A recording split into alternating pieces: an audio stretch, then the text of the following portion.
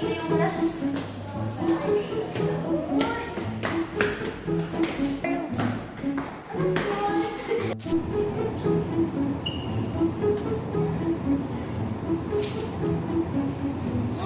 Sa wakas, nakahanap na ako. Nakahanap na tayo ng bacon. Sino prof mo? Si Ma'am Gloria. Gloria? Ano ginagawa niya FA? Wala kami ginano-ano. What? Undertone. Ikaw na may. Sinisip mo.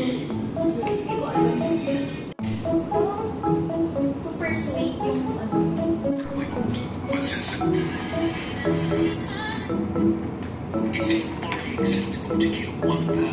We are going to be exploring a Ito fascinating parang world. confusing naman.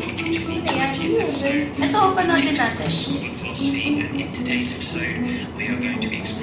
Ayan, alam niya yan. Narinig ko na before.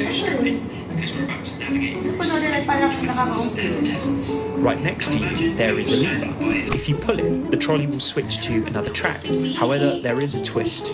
On that track, there's one person who is also tied down and unable to escape. Now here's the question. What would you do? Or moreover, what is the right thing to do?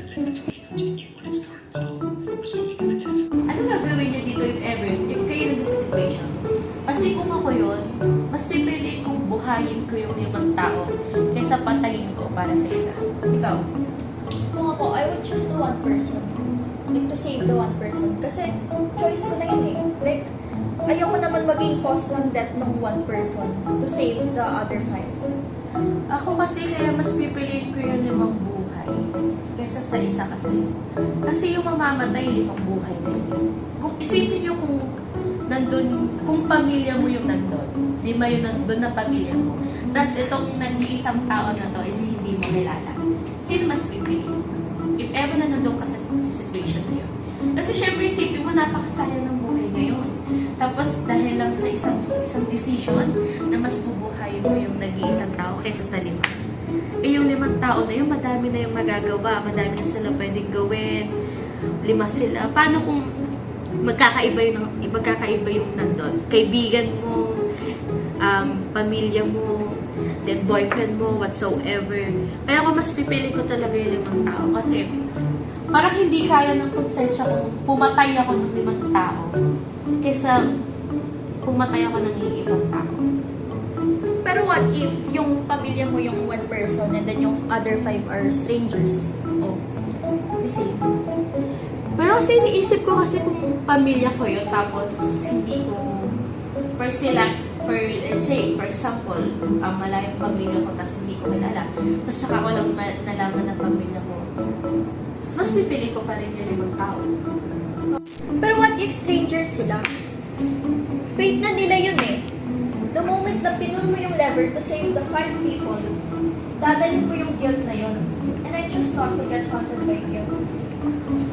Pero kasi in the end, for sure, mapapaisip ka rin kung sana, what if sinave mo yung 5 kaysa sa isa? Mapapaisip ka rin na sana pinul mo na lang yung lever. For sure ako, promise. In the end, pagtapos na itong araw na to, mapapakonsyon tayo sa mga sarili natin kung ano dapat pala, kung ano pala yung dapat gawin. Alam mo namin, pareho na naman kayo ng opinion eh. Ang mga rin kasi, ay hindi naman magtama. So, decision nyo yun, so sino pipiliin mo? May point ka din naman, eh. Ano ba dapat gawin?